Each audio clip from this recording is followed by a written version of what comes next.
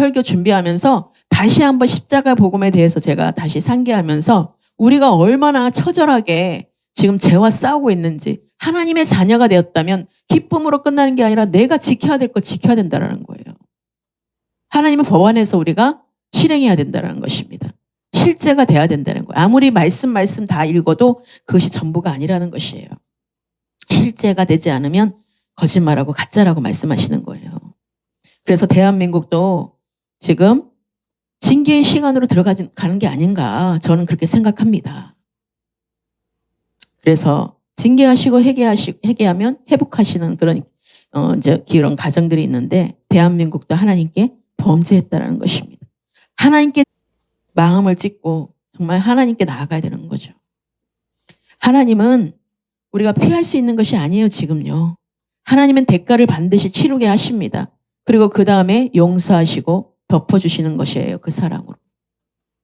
이것이 하나님의 공의입니다. 그렇지 않다면 우리의 죄 때문에 십자가에 예수님께서 피 흘리시지 않으셨습니다. 국가의 징계는 전쟁이에요. 그래서 예레미야 때도 선지자가 백성에게 징계를 받는 것입니다. 예레미야 선지자도 심판에 이르렀다고 했다가 그렇게 된 것입니다. 전쟁은 반드시 일어나고 전쟁 후에 반드시 부르심에 따라 나아가야 하므로 지금 준비할 때인 것이에요. 그게 길지가 않다고 그랬어요. 전쟁이. 금방 종식되어 끝나는 문제지만 우리가 전쟁에 있어야 북한 정권이 무너지기 때문에 그렇습니다. 또 그걸 통하여서 또 하나님은 그 일들을, 이스라엘의 일환과 전쟁 후에 급격한 변화가 있을 것입니다. 우리에게 주어진 시간이 언제까지일지는 몰라도 북한의 지하교회와 예루살렘을 향하는 그 행진들을 우리가 이제 실제 가운데 하나님이 주님 오실 길을 준비하는 마지막의 엔타이밍으로 들어가지 않았나 싶습니다. 그래서 하나님 앞에 기도하며 회개하고 앞으로 일어날 일들을 준비하는 시간표라는 것이, 역사는 반복이에요. 그렇지만 그 반복 가운데 하나님께서 우리에게 정말 돌이키고 회개하고 있는 그 상황은 철저하게 하나님께서 그 상황을 만드시길, 온전한 것으로 우리에게 인도하시기 위해서 예수 그리스도께서 이 땅에 오신 거고요. 그래서 우리 가운데 하나님이 부활의 생명이며 그리스도의 생명으로 살게 하신 것입니다. 우리가 이 공의 앞에 우리가 이 사랑이 없다면, 공의와 사랑이 없다면 그것은 사랑만 있으면 완전히 고의가 무너지기 때문에 거기에 어떻게 하나님 있겠습니까? 하나님의 법이 먼저 우리가 세워질 때 그리스도의 사랑이, 우리가 정말 나를 위해서 죽으시고 피를 흘리신 예수 그리스도 대속의 사랑이 거기서 나오는 것입니다. 그런데 이것도 무너뜨리고 이것만 가지고 우리가 사랑으로 인권 타령하고 한다면 그거는 아무런 의미가 없다는 것이에요. 그거는 세상에 완전히 섞여 있는 거죠. 그렇기 때문에 오늘날 문제가 되는 것입니다. 그래서 하나님을 떠난지도 몰라요. 그래서 내가 사랑하고 있는 줄 알고, 내가 잘하고 있는 줄 알고, 내가 이렇게 하고 있으니까 잘하고 있는 거 아니냐. 그런데 우리가 하나님의 기준으로 보면은 다 벗어났다라는 것입니다. 그래서 오늘 하나님의 심판과 회복의 징계의 시간에 예레미야 말씀 25장 1절부터 14절을 통하여서 또 큰 은혜 받는 시간 되시길 주님으로 축원합니다. 그래서 예레미야 25장은 유다의 심판과 바벨론의 포로 생활, 그리고 궁극적인 회복에 대한 하나님의 말씀을 전하고 있습니다. 하나님이 그의 백성에게 보내신 경고와 그들이 저질렀던 죄, 그리고 그 심판이 결과가 어떻게 이루어질지를 상세히 설명해 주고 있는 말씀입니다. 이를 통해서 우리는 하나님의 공의와 사랑, 그리고 회복의 약속을 깨닫게 된다는 사실인 것입니다. 그래서 하나님을 떠나는 것은 어디서부터 떠나는 것입니까? 내 마음으로부터 떠나는 것이에요.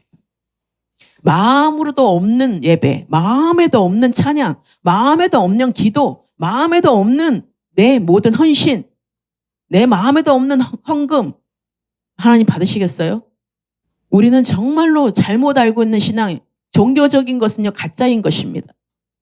종교는요 변화시킬 수가 없어요. 종교 생활로 거룩해질 수가 없어요. 모양은 있겠죠. 근데 실제가 되지 않는다는. 그래서 다 드러나는 거예요. 빛 앞에서. 하나님은 철저하게 우리에게 지금 말씀하시고 있는 것입니다. 하나님은 오늘 예레미야 25장 말씀을 통해서 그 예레미야 입에서, 그 선지자 입에서 계속해서 말하라 하니까 계속해서 말했다고 말씀하고 있는 것이에요. 너희들에게 계속해서 23년 동안의 시간을 기다려 주신 거예요. 그래서 결국은 70년의 바벨론 생활로 돌아가는 거죠. 바벨론 포로된 70년 동안에 바벨론 왕에게 그렇게 던져지는 것입니다. 하나님을 떠나는 것은 마음으로부터 시작되는 것이고요. 하나님을 떠나는 것은 미세한 것이고, 하나님을 떠나면 불순종과 우상숭배와 불신이 그 징표로 나타나는 것이에요. 하나님을 믿는다고 해서 믿지 않아요. 삶에서 믿는 게 하나도 안 나타나요. 실제가 없어요. 하나님을 사랑한다는 증거가 없어요. 순종이 있어서 문제가 있다면 그것은 하나님을 사랑하지 않기 때문입니다. 순종에 있어서 하나님께 나는 순종했어야 했는데 아무런 열매가 나타나지 않아. 그러면 문제가 있다는 거예요. 내가 하나님을 사랑하지 않고 순종했다고 생각하는 거예요. 그래서 내가 이만큼 했는데요. 나는 나는 내가 11조도 하고 내가 매일 예배에 빠지지도 않고 매일 내가 뭐도 했는데요. 근데 오늘 어떻게 예수님 시대 때는 어땠습니까? 예수님이 그거 받으셨어요? 안 받으셨어요. 하나님을 대체하는 것이 우상입니다. 우상에는 생명이 없습니다. 하나님을 대체하는 것에는 전통적인 신앙, 성경 공부, 다 형식적인 예배 등도 포함되어 있다는 것이. 그래서 하나님을 떠나면 믿음에 의한 삶이 가능하지 않습니다. 그러니 하나님을 믿으니 또 나를 믿으라, 계속해서 하나님을 믿음에 대해서 우리를 테스팅하시고 계속 믿음에 대해서 나를 믿으라고 말씀하세요. 계속 주님을 믿으라고 말씀하세요. 그래서 우리가 하나님을 떠나면 믿음에 의한 삶이 가능하지 않기 때문에 서서히 징계가 준비되어 있는 것이에요. 징계가. 심판이 준비되어 있는 것입니다. 마지막 때의 심판이 아니라 하나님께서 우리에게 그래도 기회를 계속 주시면서 하나님의 백성들이 신앙의 본질에서 떠나면, 하나님의 법을 떠나면 하나님은 그들을 기다렸다가 징계하신다는 거예요. 계속해서 말씀하시죠. 계속 끊이지 않고 내가 너에게 말했어 라고 말씀하고 있어요. 계속.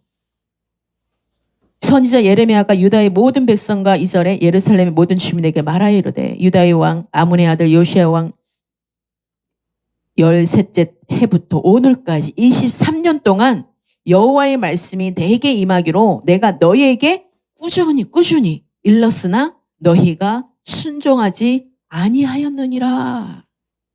여러분 지금 내가 또 듣고 있습니까? 그거 반드시 내가 해결해야 돼요. 순종하셔야 돼요. 순종 안 하고 시간이 되면 사람이 하는 말로 들으니까 그런 거예요. 하나님이 지금 주의 종을 통해서든 하나님의 사람을 통해서든 주변 환경을 통해서 나한테 말하고 있는데 우리는 듣지 않았다라. 23년 동안. 우리가 얼마나 40년 동안 이스라엘 백성도 안 들어서 그랬죠. 그러니까 우리는 하나님께 따지는 게 아니라 우리가 주님의 말을 안 들었다니까요. 지금 자꾸 내가 듣고 싶은 말만 듣고 내가 이해되는 것만 이해하고 내가 거절하고 싶은 거 다 거절하는 거예요. 그러놓고 잠깐만요. 환경이 바뀌면요. 상황이 바뀌면 내가 그렇게 한번 해볼까요? 그러지. 얼마나 교만한 거예요. 하나님이 계속해서 이리 오라 여기 와라 하는데 안 와. 그러놓고 환경이 막 그냥 어려워지고 그러면 어떻게 되겠어요? 하나님께 뭐라고 하는 거죠. 듣지 않았다라는 거예요. 얘들이 듣지 않았다. 듣지 않았기 때문에 70년의 포로 생활에 던져진 것입니다. 그거 얼마나 정말 어리석은 겁니까?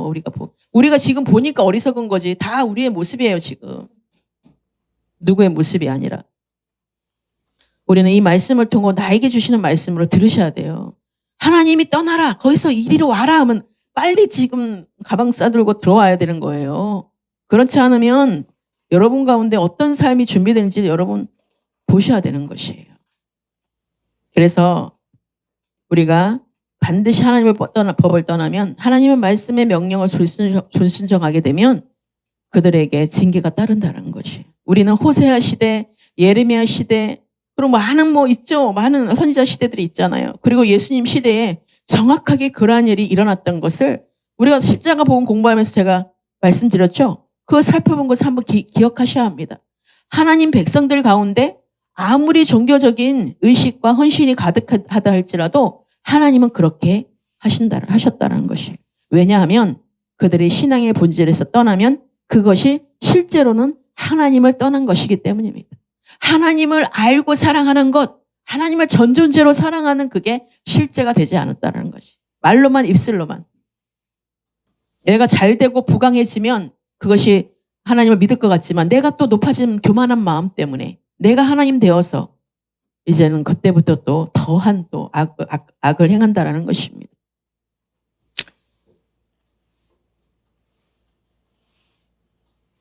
하나님께서 하나님의 백성을 징계하시고 심판하시는 것은 그들을 사랑하시기 때문입니다. 여러분 이해가 됩니까? 부모라면 그런 마음을 좀 아실 거예요. 그리고 하나님은 그들을 하나님께로 돌아오도록 그들을 징계하시고 심판합니다. 다시 말해서 그들이 신앙의 본질 가운데로 하나님의 법안으로 돌아오도록 그들을 징계하시고 심판하시는 것이에요. 그러니까 빨리 돌이키고 돌아와야 되는 것이죠. 아니면 더 그 시간이 더 지체되고 더 길어진다는 것. 그들이 신앙의 본질 가운데서 하나님과 친밀한 교제 가운데 있을 때만 하나님께서 그들을 위해 예비하신 생명이 그들에게 넘칠 줄 아시기 때문에 그 생명 안에 들어와야지 우리가 하나님의 부요 가운데 하나님의 정말 그 영역 가운데 풍성한 은혜 가운데 정말 우리가 주님으로 만족한 삶으로 살아갈 수 있게 된다는 것입니다. 우리가 현실을 인식하고 돌이켜야 된다는 것이에요. 히브리서 12장 6절 8절에 주께서 그 사랑하시는 자를 징계하시고 그가 받아들이시는 아들마다 그가 받아들이시는 아들마다예요. 누구에게만 이 채찍이 있는 게 아니에요. 아들에게만. 아들마다 채찍질 하심이라 하였으니 너희가 참음은 징계를 받기 위함이라. 하나님이 아들과 같이 너희를 대우하시나니 어찌 아버지가 징계하지 않는 아들이 있으리요. 징계는 다 받는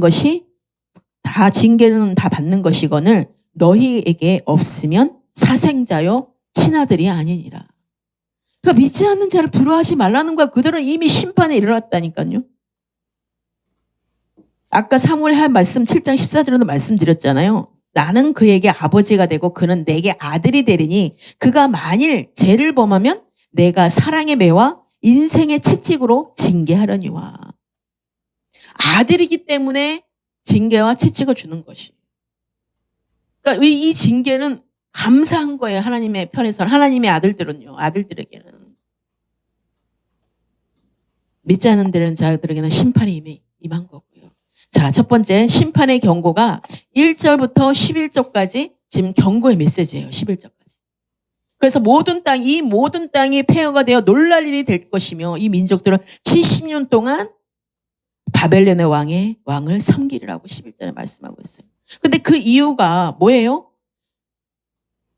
7절에 너희가 내 말을 순종하지 아니하고 너희 손으로 만든 것으로서 나의 노여움을 일으켜 스스로 해였느니라. 여호와의 말씀이니라. 그러므로 만군의 여호와께서 이와 같이 말씀하시니라. 너희가 내 말을 듣지 아니하였느니라. 손으로 짓고 이제 부강해지는 거예요. 내가 손으로 짓고 잘 먹고 잘 살게 되는 거예요. 내가 이제 그 우상에게 절하고 또 그런 우상의 그런 재물들, 우상의 그런 것들을 만드는 것이죠. 우상에게 또 그 뭐예요? 깎아가지고 우상을 만들고 그게 바로 만몬의 영역이에요. 금송아지라는 거예요. 그런데 하나님께서는 분명히 우리에게 말씀하시는 게 뭐냐면 끊임없이 너희들이 말을 듣지 않았다. 그러고 말씀한 뒤에 그가 이르시기를 너희는 각자의 악한 길과 악행을 버리고 돌아오라. 그래야면 나 여호와가 너희와 너희 조상들에게 영원부터 영원까지 준 그 땅을 살리라. 그 땅에 너희는 다른 신을 따라다니며 섬기거나 경배하지 말며 너희 손으로 만든 것으로서 나의 노여움을 일으키지 말라. 그리하면 내가 너희를 해하지 아니하리라 하였으나 하나님의 구별단 그 땅, 곧센 땅, 하나님이 주신 그 가나안 땅, 하나님께 주시는 그 땅을 주시겠다라는 거.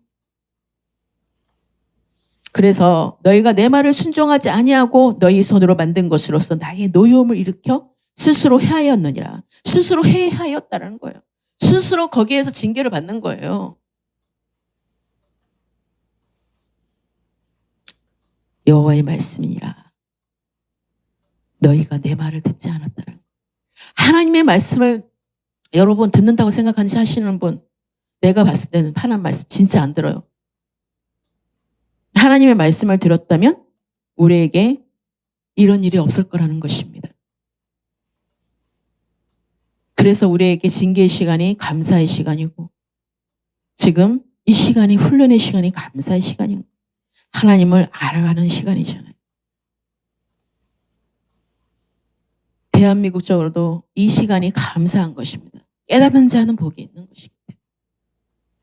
그래서 예레미야는 유다 왕국과 주변 민족들에 대한 하나님의 심판을 선포합니다. 하나님은 23년 동안 예언을 통해 그들에게 해결을 계속해서 말했지만 촉구했으나 그들은 듣지 않았습니다. 그 결과 하나님은 바벨론 왕 느부갓네살을 통해서 그들에게 심판을 내리실 것이라고 경고하십니다. 이는 하나님이 죄에 대한 공의로운 심판을 하신다는 것을 보여주는 것이, 우리는 하나님께서 우리의 죄를 가볍게 여기지 않으심을 기억하셔야 됩니다. 지금 그들이 지금 어떻게 됐습니까? 우리나라적으로도. 우리가 어떻게 지금 공산주의 국가가 되냐? 정말로 자유민주주의 국가로서 수호하여서 정말로 하나님께서 만드신, 세우신, 1948년에 세우신, 하나님께서 이 나라를 대한민국을 들어주신, 그게 속한 정말 대한민국으로 하나님의 법안에서 살아갈 것이냐. 지금 우리에게 기로에 서 있는 거예요. 기로에. 우리가 어떤 이제 하나님께서 우리에게 돌이키고 회개하면 하나님께서 기회를 주시는 것을 우리가 잡아야 된다는 것이에요. 아, 그럴 줄 알았어. 뭐 그렇게 판단 영역으로 있어서는 안 되는 것입니다. 내가 먼저 마음을 찢고 주님께 무엇이 잘못됐는지 하나님께 나아가는 시간 되셔야 된다는 것이에요.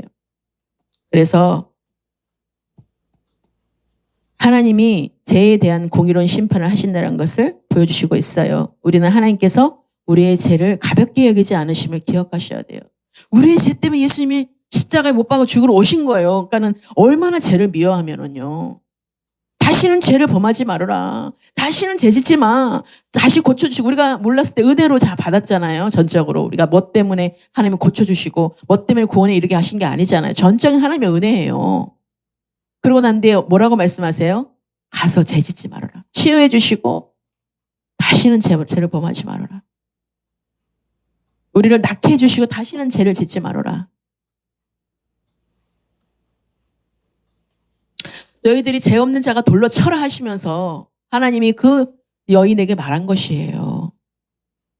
봤냐? 누가 너에게 돌 친 사람이 없냐? 없다. 아무도 너를 정죄할 자가 없다. 다 우리는 죄인이기 때문에. 하나님이 가르쳐주신 거잖아요. 그런데 그 여인에게 다시는, 나도 너를 정죄하지 않았는데 다시는 죄를 짓지 말라.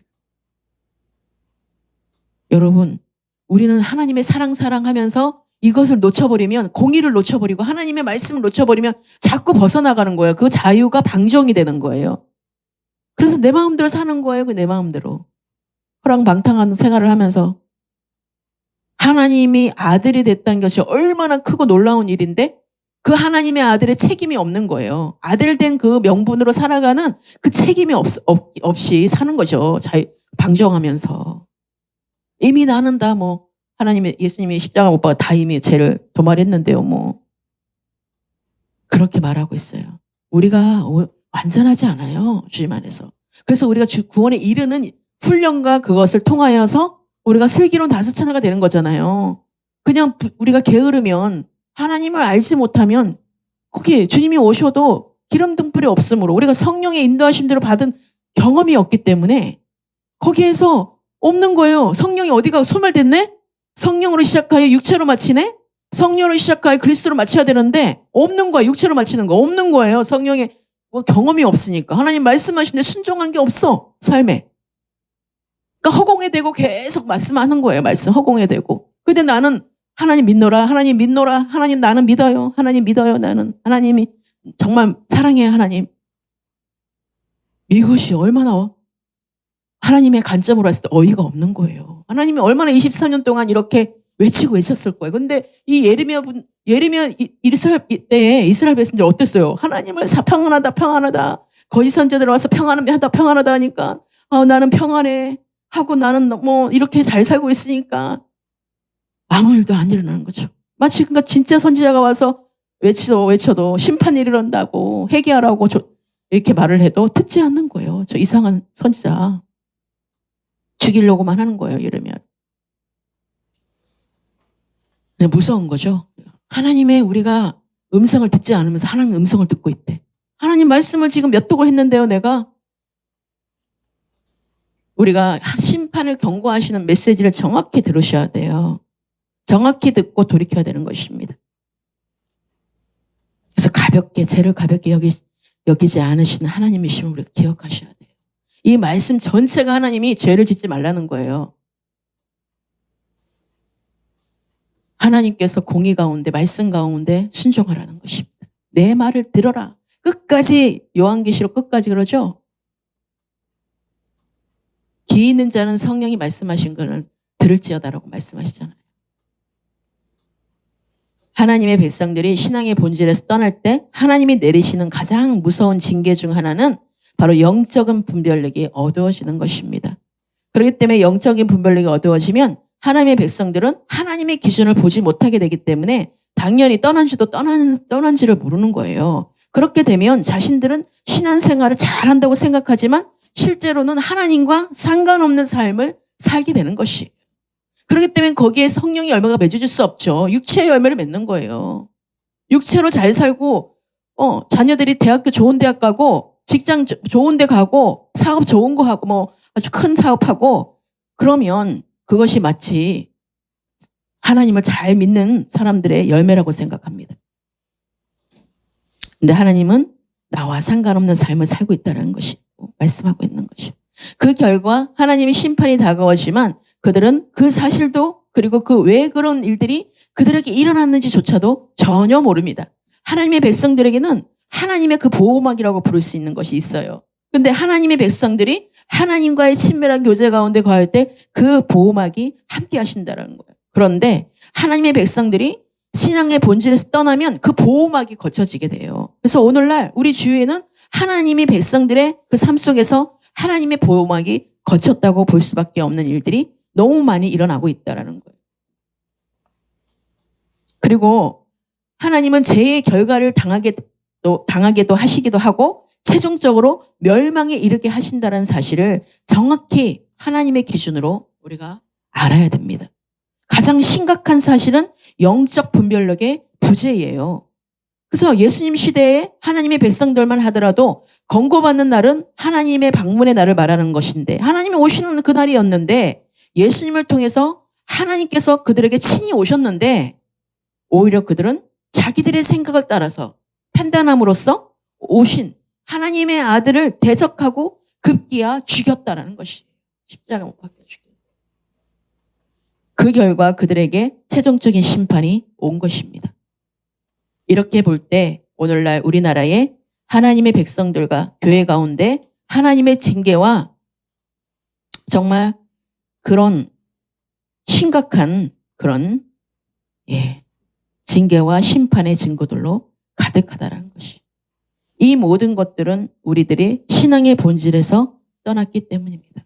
그래서 참된 거짓 선자가 전하는 거와 참된 선지자가 전하는 거 완전 다른 거예요. 거짓 선지자를 뿌려놓는 거잖아요. 육체적으로 잘 사는 거 그거 가르치고 또 세상에 대체하는 그 모든 것들 뭐 잘 사는 방법 이렇게 우리가 하나님의 징계와 심판이 증거들로 우리가 이 나라만 민족 가운데도 또 우리 교회 가운데도 가득하다는 것이 결국은 우리 교회의 모습이 지금 세상의 현실의 모습이라는 것입니다.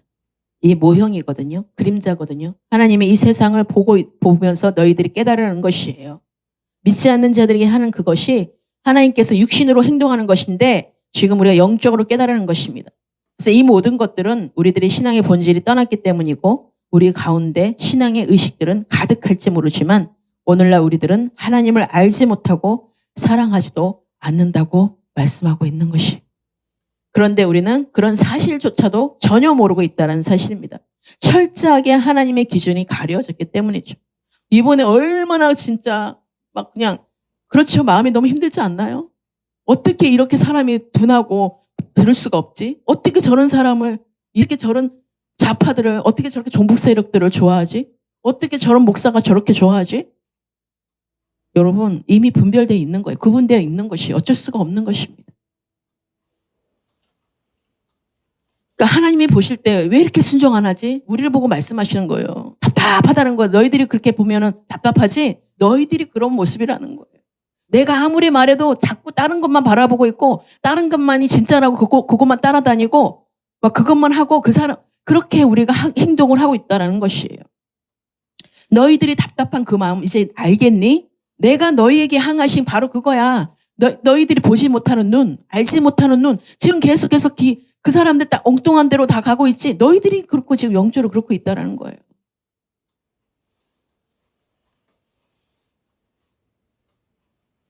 우리가 그렇게 영적으로 가려지면 철저하게 하나님의 기준이 가려졌기 때문이에요. 이제 우리는 신앙의 본질을 돌아가야 됩니다.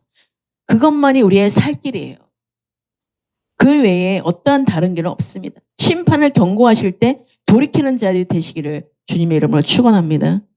하나님은 반드시 하나님이 이 기회를 보시고 이것을 너희들이 순종해서 돌이키기만 하면 하나님의 생명으로 모든 것을 부어줄 준비가 됐는데 이것이 되지 않으면 거기에서 끊어질 수 있다는 거예요.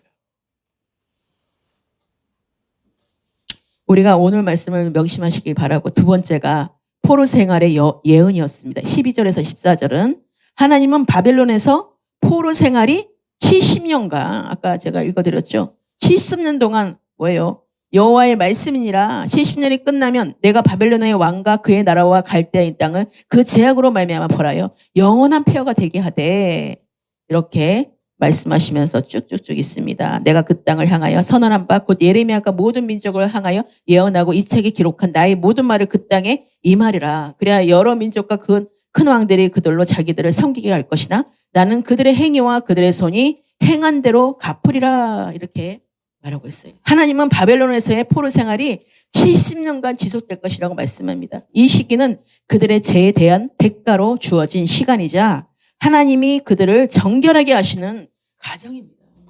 그것을 고난의 축복이고 고난의 유익인 거, 그 고난을 통해서 그 버려진 시간을 통하여서 그 정말 포로된 그 멍해지고 있는 생활에서 또한 하나님은 이 시기를 통해서 이방 민족들에 대한 심판도 예고하십니다. 포로 생활은 그들에게 고난이지만 궁극적으로는 회복의 준비 과정임을 우리는 깨달아야 합니다. 그래서 어려움 속에서도 하나님의 계획을 신뢰하는 믿음이 필요합니다. 그래서 요한복음 3장 말씀해 보시면 하나님이 이 세상을 이처럼 사랑하사 독생자를 주셨으니 이는 그를 믿는 자마다 멸망하지 않고 영생을 얻게 하려 하심이라. 하나님이 그 아들을 세상에 보내신 것은 세상을 심판하려 하심이 아니요 그로 말미암아 세상이 구원을 받게 하려 하심이라. 그를 여기서 보세요. 그를 믿는 자는 심판을 받지 아니하는 것이요 믿지 아니하는 자는 하나님의 독생자의 이름을 믿지 아니함으로 벌써 심판을 받은 것이니라. 그 정죄는 이것이니 곧 빛이 세상에 왔을 때 사람들이 자기 행위가 악함으로 빛보다 어둠을 더 사랑한 것이니라. 악을 행하는 자마다 빛을 미워하여 빛으로 오지 아니하나니 이는 그 행위가 드러날까 하며 진리를 따르는 자는 빛으로 오나니 이는 그 행위가 하나님 안에서 행한 것임을 나타내려 함이라 하시니라. 아멘. 우리가 정확하게 알아야 되는 거예요. 하나님을 믿으면 이런 심판을 받을 일이 없어요. 구원을 받을 존재이기 때문에.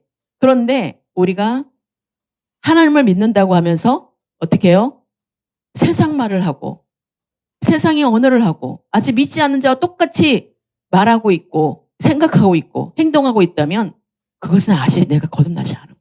하나님의 아들이 지금 잘못 알고 있는 것입니다. 그렇기 때문에 하나님은 우리가 바른 믿음으로 들어갈 수 있도록 하나님 우리에게 그 시간을 준비하고 계신다는 것이. 그래서 세 번째 마지막입니다. 따라해 보시겠습니다. 회복의 약속입니다. 예, 그래서 다음 그 예레미야 25장 15절 이후부터는 회복의 약속의 말씀을 주십니다. 그래서 회복의 말씀을 주셔서 제가 이제 그 말씀은 좀 길기 때문에 그래서 하나님의 회복의 역사를 주신다는 거예요. 15절부터. 이스라엘의 하나님 여호와께서 이같이 내게 이르시되 너는 내 손에서 이 진노의 술잔을 받아가지고 내가 너를 보내는 바 그 모든 나라로 하여금 마시게 하라 하면서 그들이 마시고 비틀거려 미친 듯이 행동하리니 쭉쭉쭉쭉 지금 심판에 대해서 말씀하시면서 심판 후에 회복에 대한 약속을 주시는 것입니다. 하나님은 이스라엘과 유다를 다시 모으시고 그들에게 은혜를 베풀어 주실 것이라고 말씀하고 있어요. 이 말씀은 하나님이 그들의 고난을 통해 그들을 더욱 가까이 하시며 회복을 이루실 것이라는 희망의 메시지를 담고 있는 것입니다. 그래서 우리는 하나님이 우리의 삶을 통해서도 회복과 치유의 하나님이심을 믿고 하나님의 약속을 붙잡아야 된다는 것이에요. 그래서 우리들이 하나님께로 회복되는 것은 회개를 통해서 이루어지는 것입니다. 그런데 회개에 4가지 조건이 있습니다. 역대하 7장 14절 말씀에 내 이름으로 일컫는 백성이 그들의 악한 길을 떠나 스스로 낮추고 기도하여 내 얼굴을 찾으면 내가 하늘에서 듣고 그들의 죄를 사하고 그들의 땅을 고칠지라 하고 말씀하십니다. 그래서 그 4가지 조건은 바로 첫 번째가 스스로 겸비하는 것입니다. 스스로 겸비하는 것은 하나님의 말씀에 정직하게 동의하고 그 말씀 앞에 엎드리는 것을 말합니다. 그러니까 하나님의 사람들, 이스라엘 백성 때문에 뭐예요? 모든 이방 사람들이 믿지 않는 사람들이 죽음을 당하는 거예요. 내가 믿지 않고 내가 정말 하나님이 떠났을 때는 그렇게 주변이 그렇게 될 수밖에 없는 거예요. 그러니까 전쟁을 통해서 얼마나 많이 죽고 얼마나 우리가 그런 대가지불이 치르게 되는 것이에요. 육신의 대가지불을 치르게 됩니다.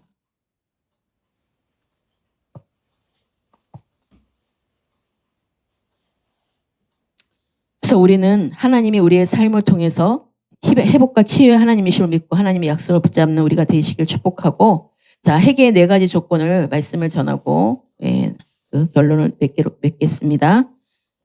첫 번째가 스스로 겸비하는 것입니다. 스스로 겸비하는 것은 하나님의 말씀에 정직하게 동의하고 그 말씀 앞에 엎드리는 것을 말합니다. 두 번째가 바로 회개의 조건, 두 번째가 기도하는 것입니다. 우리가 스스로 겸비하기 위해서는 하나님의 기준이 우리에게 비춰져야 합니다. 그래서 하나님의 기준이 선명하게 비춰지고 그 기준 앞에 비춰진 자신의 모습을 보고 하나님 앞에 정직하게 동의하고 엎드리는 것입니다. 그래서 기도하는 것은 이제 우리가 하나님께 비춰진 그 하나님의 기준에 도달하기 위해서 하나님께 구하고 찾고 문을 두드리는 것을 의미한다는 것을 아시고 기도해야 되는 것입니다. 그리고 세 번째가 하나님의 얼굴을 구하는 것입니다. 지속적으로 얼굴을 구하고 그 길에 앞서가는 자들에게 또 물어보기도 하고, 정말 우리는 반드시 하나님의 얼굴을 구하는 삶으로 전환해야 합니다. 하나님의 징계가 우리에게 임한 것은 우리들이 신앙의 본질에서 떠났기 때문이기 때문에 우리가 하나님을 알고 사랑하는 것에서 떠났다는 사실을 인정해야 된다는 거예요. 그리고 우리에게 하나님께서 징계하시는 목적도 우리로 하여금 신앙의 본질, 하나님을 알고 사랑하는 것으로 돌아와야 된다는 것입니다. 돌아오라고 말씀하시는 것이에요. 4번째, 마지막으로 회개의 조건 4번째가 이 4가지가 다 지금 돼야 되는 것이에요. 악한 길에서 떠나는 것인데, 악한 길에서 떠나는 것입니다. 자, 그래서 회개의 완성이에요. 이것이 3가지가 다 됐을 때 4가지로 완성되는 것이에요. 악한 길에서 떠날 수밖에 없게 되는 것입니다. 그래서 스스로 겸비하는 것은 회개의 첫 단추이고, 그것이 없이는 회개는 시작조차 되지 않았다는 것이에요. 그래서 내가 겸비함으로 스스로 내가 정말로 겸비하는 낮은 자세, 겸손한 자세가 중요한 것입니다. 내가 죄인입니다라는 그 고백에 그 겸손함이 너무 하나님께 엎드리는 것이 너무나 중요한 거예요. 그 자세. 기도하는 것은 회개에 없어서는 안 되는 과정입니다. 하나님의 얼굴을 구하는 것은 회개에 있어서 핵심입니다. 그리고 악한 길에서 떠나는 것은 회개의 완성입니다. 아무리 처음 쳤다, 그 3단계를 거쳤다 하더라도 악한 길에서 떠나지 않으면 회개는 완성되지 않은 것입니다. 기도만 하고 끝나고 그냥 그렇다는 게 아니라 악한 길에서 내가 하나님 말씀하신 것에서 순종하고 실제가 돼야 되는 것이에요. 말씀만 읽고 끝나는 것이 아니라, 말씀만 듣고 끝나는 것이 아니라 행함 있는 믿음으로 실천하는 자가 돼야 된다는 거예요. 그럴 때 복이 있는, 실천하는 자는 복이 있다고 말씀하십니다. 이 모든 과정을 거쳐서 이 단계가 되어서 될 때에 우리는 하나님의 생명이 우리에게 있게 되어서 하늘의 복을 우리가 받게 되는 거예요. 그래서 실천하는 자는 복이 있다고 말씀하는 것입니다. 예레미야 여기까지 아시겠죠? 예레미야 마무리하겠습니다. 예레미야 25장 말씀은요. 하나님의 심판과 징계를 통한 회복의 과정을 보여주고 있습니다. 심판으로만 끝나지 않는 게 얼마나 감사입니까? 우리는 죄에 대한 경고를 진지하게 받아들이고 주님이 오시기까지는 우리가 이 과정들을 우리가 감사해야 되는 것이에요. 그게 마지막이라면 어떻게 되겠습니까? 우리가 이 죄에 대한 경고를 진지하게 받아들이시고 하나님 앞에 회개하며 어려운 상황 속에서도 하나님의 계획을 신뢰해야 된다는 것입니다. 그래서 하나님은 우리의 고난 속에서도 역사하시는 분이시고 궁극적으로 우리를 회복시키시는 사랑의 하나님이시라는 거예요. 그러므로 우리는 하나님만을 의지하고 믿음으로 나아가야 된다는 사실인 것입니다. 그래서 예레미야 25장에 70년 동안 포로 생활을 하는 이런 비극이 일어나지 않기를 바라지만 우리 대한민국을 하나님이 사랑하셔서 징계를 할 수밖에 없는 시간표인 것을 우리가 알 수가 있습니다. 그리하여 우리가 지금이라도 심판 앞에서 우리가 진정으로 우리의 삶을 어떻게 죄를 돌이켜야 되는지 분명히 알고 그 죄에서 우리의 변화된 삶, 우상을 부수고 정말로 우상을 부수는 것밖에 없어요. 내가 짓고 만든 거, 내 육신으로 그 모든 것들을 내가 사랑했던 것들, 육신으로 모든 지은 것들을 다 부수셔야 된다는 것입니다. 바로 그것이 죄로부터 돌이키는 것이에요. 그것이 악에서 우리가 떠나는 삶인 것입니다. 그래서 우리의 모든 것을 헨리 블랙가버 목사님은 이렇게 말씀하고 있어요. 바로 교회가 완전한 신선한 만남, 하나님과 신선한 만남 책의 165페이지에 보시면 교회가 완전한 해결을 이루려면 죄로부터 돌이켜야 합니다. 이것은 모든 우상을 부수는 것, 행동 양식의 변화, 전통을 버리는 것, 육신에 만드는 거예요. 우리 육신으로 만들었던 모든 것들. 재산과 물질을 파는 것, 잘못된 일에 대한 보상, 다른 사람들과 화해 혹은 하나님이 용납한 사람들을 용납하는 일 등을 요구할 수 있습니다. 다음부터 잘할게요 라는 말로는 불충분합니다. 회개는 미래에 대한 약속이 아니라 매일의 삶에서 새로운 삶의 방식이 구현되는 것입니다. 그래서 제가 이 말씀만 전하고 마칠게요. 역대하 34장 33절의 말씀에 이와 같이 요시야가 이스라엘 자손에게 속한 모든 땅에서 가증한 것들을 다 제거하여 버리고 이스라엘의 모든 사람으로 그들의 하나님 여호와를 섬기게 하였으므로 요시야가 사는 날에 백성이 그들의 조상들의 하나님 여호와께 복종하고 떠나지 아니하였더라. 아멘. 요시야는 모든 우상을 제거하는 데까지 나아갔습니다. 그리고 그 결과 하나님이 그의 사는 날 동안 그 나라의 은혜를 베푸셨습니다. 온전한 회복은 모든 악한 길에서 돌이키는 것입니다. 그래서 악은 어떤 모양이라도 버리라는 것이 적은 누룩이 온 땅에 퍼지게 다 버리라는 것입니다. 우리가 이런 오늘 말씀을 맺겠습니다. 하나님의 심판과 회복을 위한 징계의 시간에 대한민국을 통하여서 하나님이 또 우리 개인 신앙을 통하여서 또 교회의 우리 공동체를 통하여서 하나님이 주어진 이 시간 앞에 우리가 무릎 꿇고 하나님께 회복을 위한 그 시간으로 징계의 시간으로 또 우리가 하나님께서 새롭게 행하실 때를 기대하며 우리가 함께 주님 안에서 거룩한 하나님의 자녀로서의 열매를 맺는 그런 회복의 시간으로 인도되시기를 예수 그리스도의 이름으로 축원합니다.